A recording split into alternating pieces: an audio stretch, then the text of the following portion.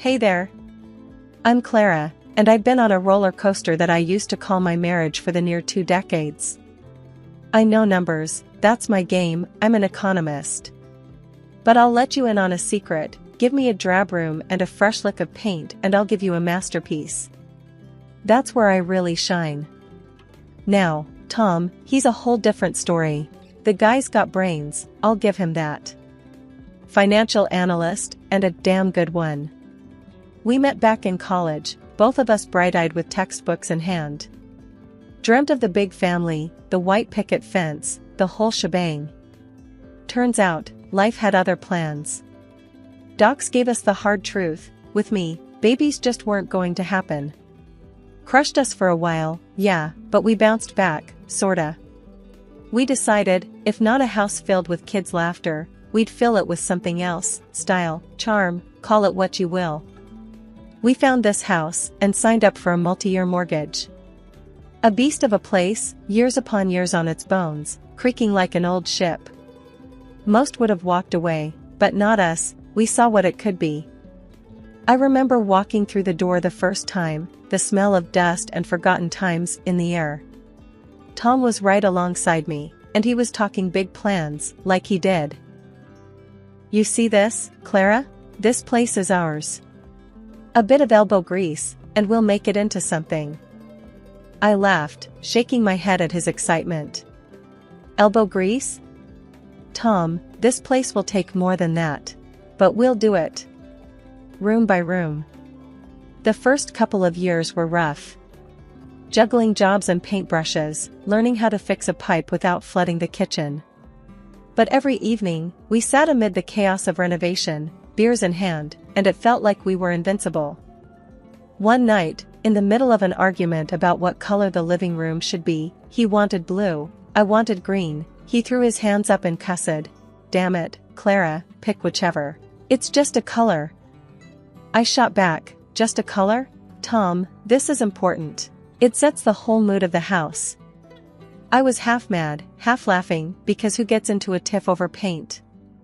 The green one, by the way.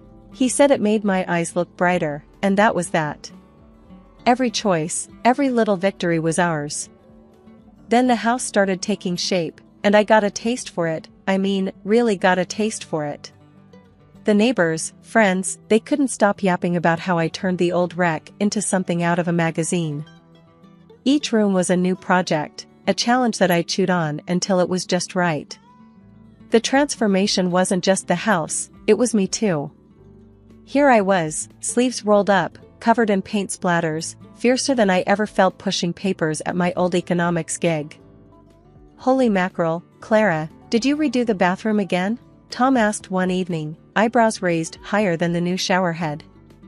Yep, didn't like the first tiles we picked. These are better, see? I slapped the wall, proud as hell. He leaned in, squinting at the tiles. Looks the same to me, but if it makes you happy, then I'm all for it. Typical Tom, always played it cool, but I knew he was impressed. When the Lewis family from next door came over for dinner, Mrs. Lewis almost dropped her casserole walking into the dining room. I had to stifle a laugh. I'm sorry, Clara, but this is just... It's gorgeous. You did this? She was all wide-eyed, turning in circles, taking it all in. I shrugged, trying to act like it was no big deal, but inside I was buzzing. Yeah, I did. Got sick of the wallpaper and thought I'd try something new. New? This is a dang masterpiece. Mr. Lewis chimed in, his face all grins. That's it, I'm done with beige. Mrs. Lewis declared, like she was about to start a revolution. The compliments were one thing, but the kicker? When people started asking if I'd take a look at their places, offer some advice. Then one lady, bless her, asked what I'd charge for a full room makeover. That's when the light bulb went off. Tom, I'm going to do it. I'm going to make a go at this design thing full-time, I said that night, my head full of dreams and schemes. Tom looked up from his paper. Full-time, huh? You sure you're ready for that? I clenched my jaw but kept my cool. I've never been more sure of anything. Well, then you better get to it. No sense in waiting around. he said, and went back to his reading. Not exactly a parade in my honor, but Tom was never one for big displays. He didn't say much while I set up shop, turned the spare bedroom into my office. He'd pass by the door, give a little nod if he caught my eye. Transformed the tangled mess of our yard into a garden people stopped to admire. I'd see him out there, leaning on the fence talking with passers-by about the flowers and the shrubs like he knew what he was talking about. One afternoon he came back inside, shaking his head. Some guy out there just offered me $50 to talk to his wife about doing up their yard. Can you believe that? I grinned, leaning back in my chair. We're a hot commodity, what can I say? With every chair I reupholstered and every light fixture I swapped out, my confidence surged. It was real work, getting your hands dirty, making things beautiful. And people paid for it, who would have thought? The hardest part was the learning curve, hanging drywall and not have it look like a dog's breakfast or figuring out plumbing without creating an indoor pool. But it was a good hard, you know? Satisfying. I finally felt like I was in the driver's seat of my own life, taking control and steering myself towards something that was mine and mine alone. Our house, with its fresh coat of me on every wall, every floorboard, it wasn't just a bunch of projects anymore. It was a signpost, pointing me to where I needed to go. Things were getting busier by the day, my phone was constantly buzzing with new clients, and my schedule was a jigsaw puzzle I was somehow supposed to piece together. Tom had been supportive of my work, but something had shifted lately. As my plate piled up, his seemed to empty, chores and all. "Mornin'," I greeted Tom, as I trudged into the kitchen, stepping over a pile of his work shirts. He grunted back, eyes glued to his laptop. At least he used to help with breakfast. "The basket's overflowing, Tom. Your turn, yeah?" I hinted, nudging the basket with my foot so it spilled onto the floor, hoping he'd take the hint. He sighed, not looking up. "Why? You're home all day." I stopped in my tracks. "Say what now?" "Look, you're always here," Tom continued, a little more carefully now, like he sensed the storm brewing. "Makes sense for you to handle the house stuff." "Handle the house stuff?" I repeated, my voice edged with disbelief. "I'm running a business, not sitting around here twiddling my thumbs." Tom's gaze finally broke from his screen. "Yeah, but I have to get to the office." I was about to argue, but the phone rang. Saved by the bell, or cursed, given it was another job to add to the pile. As the days rolled on, the pattern held. Tom's leave-behinds, coffee cups in the living room, newspapers scattered on the dining table, and those darn socks everywhere. You'd think he was trying to mark his territory. "Come on, Tom, this isn't the you I know," I said one Saturday morning, dishes clanking as I loaded the dishwasher with last night's remnants. "You used to care about this stuff. We were like two ships in the night, and I ain't talking about the romantic kind." He was off first thing, back when I was hip-deep in swatches and samples, and by the time he rolled back in, I was dead to the world on the couch, tablet still in hand. "Listen, Tom, we can't go on like this," I said one evening, dishes done, with enough energy left over to tackle what was really bothering me. "We're supposed to be a team." He looked like a teenager caught out past curfew. "Look, Clara, I just don't see the problem." I laughed, but it wasn't the happy kind. "You don't see? Okay. How about we start with you acting like this place is a hotel and I'm the service?" He opened his mouth, then shut it, like the right words had taken a detour. "I'm not asking for much. Just do your share. Act like you live here. Because, spoiler alert, you do." Tom ran a hand through his hair, looking like he wished he could disappear into the couch cushions. "Fine, I'll pick up the slack." "And?" I pressed. "And I'll start by sorting the laundry." "Now we're talking." I nodded, my arms crossed, but my lips trying not to smile, because it was either that or scream. It was a small victory, but I take M where I can get M. It was a reminder that for all the work, all the late nights and color palettes and textures and fittings, If your foundation is shaky, the whole house feels it. And I wasn't just talking about the renovations. I started noticing Tom was glued to his phone more these days. Eyes almost stuck to the screen. And then there was that haircut, the kind young folks are wearing, shaved on the sides and longer on top. When I asked him about it, he just shrugged it off, saying something about wanting a change. To me, it screamed midlife crisis loud and clear. It was finally the day we'd been plowing towards for what felt like forever. The mortgage was paid off. That was supposed to be our light at the end of the tunnel, our big reason to celebrate. So, on my way back from work, I dropped by the liquor store and picked up a bottle of the good stuff, the type that would make your wallet weep. I also got fancy cheeses, the sort with names too difficult to pronounce, and those artisan crackers that Tom liked. I was all set to surprise him. Walking into the house, everything was too quiet. Usually, Tom would be home by now, dinner on the go or some music playing. Not today. The place was dead silent. I called out for him, my voice disappearing into the silence. "Tom, you here?" "Nothing." I wasn't too worried at first. He could have stepped out for something, I thought. Maybe he went to get flowers, to add to the celebration, I hoped. I made my way to the living room and started getting the place ready for when he'd return. It was going to be a good night. We'd earned it. The expensive red would breathe a little, I'd get the snacks looking nice on plates, and we'd cheers to no more damn bank payments. But then I saw them, papers neatly stacked on the coffee table. Not thinking much of it, I reached over and that's when my heart took the first hit. Divorce papers with Tom's name already scribbled at the bottom in his unmistakable handwriting. For a good few minutes, all I could do was stand there. It felt like one of those prank shows where the joke's gone too far. But this was no joke. The realization sank its claws into me, and I could feel my hands shaking, my face hot. Damn it, Tom, what the hell is this? But I was talking to an empty house. I chucked the bottle of wine onto the couch, who cares if it stains, and sat down hard at the coffee table. This wasn't something you slip into conversation, this was a bang, it's over, out of nowhere slap in the face. I tried calling him. It just rang and rang before his voicemail casually invited me to leave a message.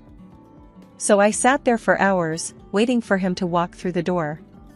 I kept picking up my phone, checking if there were any missed calls, any texts. Nothing. It was like he'd vanished into thin air. The snacks lay forgotten and the bottle of red sat there, the unopened symbol of what was supposed to be our celebration. I remember when we bought this house. We thought this was it, we were set.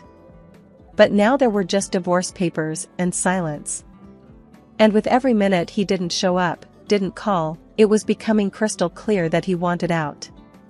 But he couldn't even tell me to my face. Couldn't even give me a crappy excuse. Tom didn't come, and he didn't call. And I was left alone with a bunch of papers I never wanted, telling a story I didn't sign up for. When Tom walked in the next day, he wasn't alone. There she was, some young girl, looking at me like I'm yesterday's news. But this house, our house, she was eyeing it like it was hers already. "Oh, I wouldn't change a thing," she said as she flounced from room to room. "Except maybe the paint in the living room, brighten things up a bit. Don't you think it's a bit stuffy in here?" Her words, like she's marking her territory. Tom followed her like a lost puppy, then turned to me, "Brazen as you like. We will live here, Clara. In this house. With my new wife." I felt the anger boiling up inside, but I caught a look in his eyes, or maybe it was hers, and just like that, an idea sparked in my head. "Is that so?" I finally said, schooled my features into something calm, too calm. She pranced back in, still taking it all in, claiming it with her greedy little eyes. "Yes," she purred, "it'll do just fine." And then she looks at me like I'm some sort of bug under her shoe. But I'm not. I am the bug that knows where the dirt's hidden, knows exactly what to do when the time's right. I watched them, like a hawk eyeing its prey. Tom, he's talking numbers and moving dates, but I ain't listening. I'm plotting, thinking of every little way I could turn this back on them. Finally, I just smiled at them both. It wasn't a happy smile, but that's not what this was about. This was about wait and see, about holding your cards close to your chest. So I nodded. All right then. Tom paused, probably expected me to yell or throw something. But no, I'm playing this smarter. All right, he echoed, confused, searching my face for the catch. Yeah, all right. You two lovebirds deserve each other. The girl beamed, clueless, thinking she's got it made.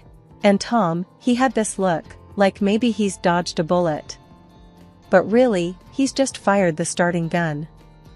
I turned away to hide the grin spreading across my face. They think they've won, got it all figured out. But little do they know, I've got plans of my own. The game's just begun, and I'm about to make my move. I sat across from Tom at the kitchen table, a bunch of papers spread out between us. Let's make this quick, I said, tapping my fingers on the tabletop.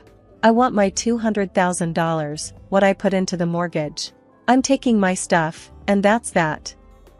He was half listening, his eyes drifting to where his girlfriend was hanging around like an eager puppy waiting for a treat. Yeah, sounds fair, he mumbled, not taking his gaze off her. A smile, cruel and all mine, lifted the corners of my mouth. And by my stuff, I mean everything I bought. All of it.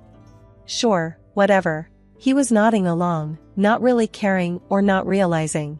Probably both. Tom's attention was all for the young thing, who was now stroking the back of the leather couch, one that I bought on a whim 3 years back because it looked classy and comfortable. We went down the inventory I'd prepared, point by point, and not once did he argue. Not when I claimed the flat-screen TV, not when I tallied up the kitchen gadgets, the high-end mixer, the chef's knives, the espresso machine that took me ages to pick out. With a distracted wave of his hand, he signed where I pointed on each paper. Signed our years away with less thought than he gave his fantasy football league. It took everything I had not to slam my fist on the table to get him to actually look at what he was giving up. But why bother? I was getting what I came for. And so, it was done. We signed our names, cleared the path for new beginnings, or in his case, a shiny new mistake. While Tom wandered out of the room, probably to chase his giggling girlfriend, I stayed put, relishing the weightlessness of ending it all. I heard her before I saw her, her voice like tinkling glass, all fake and pretty. She came into the kitchen, one-eyed turned from a 70s nightmare into a modern foodie paradise, and she ran her fingers along the granite countertops. He never cooked a thing in his life, I thought, and she probably can't boil water. You're old, but you have good taste, she said to me, a backhanded compliment wrapped in a sweet tone that didn't reach her eyes. I looked her up and down, my gaze pointed. Honey, good taste doesn't have an expiration date. But let's see how long your novelty lasts around here. And with that, I grabbed the box filled with photo albums, my favorite coffee mug, and a collection of fridge magnets from every state I'd visited and walked out without a backward glance. I didn't need to look back to know she was still standing there, probably puzzled by my refusal to fight. Good taste indeed. Let her find out, like I did, that marble and leather mean nothing without someone real to share it with. I had my memories, my dignity, and soon enough, a bank account that would turn that house into a distant memory. Moving day had all the drama of a bad TV show. Tom just stood there, mouth hanging open, as the movers made trip after trip out the door. Couch, gone. The fancy heaters I'd haggled for, gone. And yeah, when I said everything, I meant the kitchen sink too. That was a masterpiece of stainless steel, and it was mine when I walked in. It was mine walking out. His girl, what's her face, she lost it. Standing there in designer heels on the hardwood floor I picked out. This wasn't the deal, she hollered like she was calling the shots now. I leaned against the doorframe, every piece of paper with Tom's signature a shield. Deal was I take what's mine. That's it. Tom finally found his voice, a little wobbly but there. Clara, let's talk about this. There's gotta be. I cut him off with a wave of my hand. Talk? You signed, Tom. As clear as day. Everything I bought, I take. He ran a hand through his hair, the way he did when he realized he was in over his head. But the sink, Clara? Come on. I didn't budge. You should have read the list. Not my problem, you were too busy with her. I nodded towards his plaything, who was now scowling like a kid who'd been told Christmas was cancelled. But where are we gonna wash dishes now? She piped up, hands on her hips like she was in some sort of showdown. I couldn't help it, I laughed. Guess you'll figure it out, won't you? Tom paced now, a caged animal sort of look about him. Clara, we can't just. We need some of this stuff. How about the heaters? It's winter. I glanced at the wall where the heater used to be. Close work. Or hey, maybe you two can snuggle up for warmth. Clara. His voice cracked. Typical. Always loud when he was losing. We had an agreement, Tom. You agreed to 200 grand and for me to take my things. Well, I'm taking my things. That's fairness. That's getting what I'm owed. He went quiet, that defeated slump setting into his shoulders. His girl, she still didn't get it, feet stuck to the ground, her face twisted. This is total crap. I shrugged on my coat, the one I used to leave hanging on the hook, by the door. Your problems aren't my problems anymore, sweetie. I put on my sunglasses, grabbed my purse, and stepped out into the cold. The movers had the last few boxes ready to go, and I gave them the nod. Time to move on. Behind me, the door to the house stood open, letting out all the warmth. A pretty good metaphor, maybe, but I wasn't in the mood for poetry. I was in the mood for starting fresh. As I pulled away, I left them standing in an empty house that was once full of everything but love.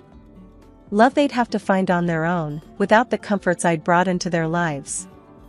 A month had flown by since the split, my new life slowly taking shape, when my phone buzzed with a number I knew too well. My ex, sounding all choked and lost, was on the line. I can't do this anymore, he groaned. I'm cooking, cleaning, it's all me, all day long. He told me how his young wife did squat, just flicked her thumbs on her phone screen or waltzed out with her pals. He was learning the hard way, juggling pots and pans, scrubbing toilets, and handling laundry. Please, can we try again? I made a mistake, he was practically begging, that note in his voice, like he'd never known a day's work in his life. I held the phone, a smile cracking across my face. You've got some nerve, I chuckled into the receiver. But you made your bed, now lie in it. Hanging up felt like dropping the heaviest bag I'd been carrying without knowing. Released from that old deadweight, I threw myself into my latest project, my very own house. Yeah, you heard that right, my house, not ours, not his, but my very own. As I stood in the entranceway, my new place was bustling with voices and footsteps. A blank canvas waiting for me to splash it with life. Hey lady, where do you want this box? One of the movers called out, struggling under a carton labeled kitchen stuff. Over there, by the counter, I directed, pointing him to the spot. The advance guard of my new abode was just me and a crew who didn't care about the past, just where to lug the next heavy thing. They'd drop a box, wipe their brows and ask where the next goes. A dance of starting anew. That night, with the boxes still piled high, it hit me, this wasn't just a new page, it was a whole other book. And I was going to fill it with wonders and blunders, scribbles, and scenes that made sense only to me. It's funny, how you think you need someone to make a house a home. But all you really need is to surround yourself with things that make you, well, you. Starting over? Yeah, let's paint this town with my kind of life.